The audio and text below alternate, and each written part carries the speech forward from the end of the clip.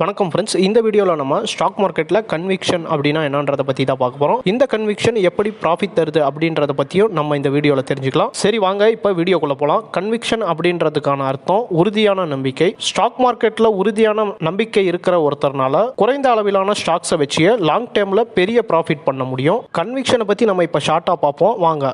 ஒரு பங்கை வாங்கணுமேனு வாங்காமல் அல்லது மற்றவங்க வாங்குறாங்களேன்னு வாங்காமல் அந்த நிறுவனத்தினுடைய ஃபண்டமெண்டல் காரணமான ப்ராஃபிட், எந்த பிஸ்னஸில் இருக்காங்க, மேனேஜ்மெண்ட் யார் மற்றும் எதிர்கால வளர்ச்சி போன்ற எல்லா விஷயங்களையும் ஆராய்ச்சி எடுக்கிற யுக்தி தான் கன்விக்ஷன். சந்தை பெரிய இறக்கத்தில் இருந்தாலும் மேலே நம்ம சொன்ன காரணங்களை அடிப்படையாக வச்சு வாங்குறப்ப அதை தான் கன்விக்ஷன் அப்படின்னு சொல்லுவோம். கன்விக்ஷன் அப்படிங்கிறது யூகத்தினுடைய அடிப்படையில் வரக்கூடாது.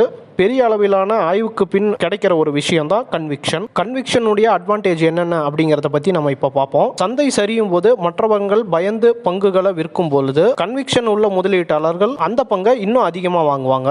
கன்விக்ஷன் மூலம் நம்ம ஒரு ஸ்டாக்கை பிக் பண்ணுறது லாங் டேர்மில் நல்ல கெயினை தரும். வாரன் பஃபெட் கூட இந்த கன்விக்ஷன் முறையில் தான் ஸ்டாக்லாம் பிக் பண்ணுறாரு. ப்ரொஃபஷனல் மற்றும் ப்ரொஃபஷனல் இன்வெஸ்டர்ஸ் கூட இந்த முறையை தான் ஃபாலோ பண்ணுறாங்க. நீங்களும் ஸ்டாக் செலக்ட் பண்ணுறப்ப இந்த கன்விக்ஷன் முறையை ஃபாலோ பண்ணி ஸ்டாக்கை பிக் பண்ணுறப்ப லாங் டேர்மில் உங்களுக்கு நல்ல கெயின் இருக்கிறதுக்கான வாய்ப்புகள் அதிகமாக இருக்கு. மேலும் கன்விக்ஷன் உங்களிடத்துல இருந்துச்சுன்னா நீங்கள் வேற யாரையும் ஸ்டாக் செலக்ஷனுக்கு சார்ந்து இருக்க வேண்டிய அவசியம் இல்லை. அதே போல் உங்களால் இண்டிபெண்டாக டெசிஷன் எடுத்து நல்ல முதலீடுகளை செய்ய முடியும். நீங்களும் இந்த கன்விக்ஷன் முறையை பயன்படுத்தி உங்களுடைய ஸ்டாக்குகளை பிக் பண்ணுங்க. இந்த வீடியோ உங்களுக்கு பயனுள்ளதாக இருந்திருக்கும்னு நினைக்கிறேன். இதே போல் வீடியோஸை நீங்கள் தொடர்ந்து பார்க்க புரோக்கரேஜ் ஃப்ரீ அப்படிங்கிற இந்த சேனலை சப்ஸ்கிரைப் பண்ணிக்கோங்க.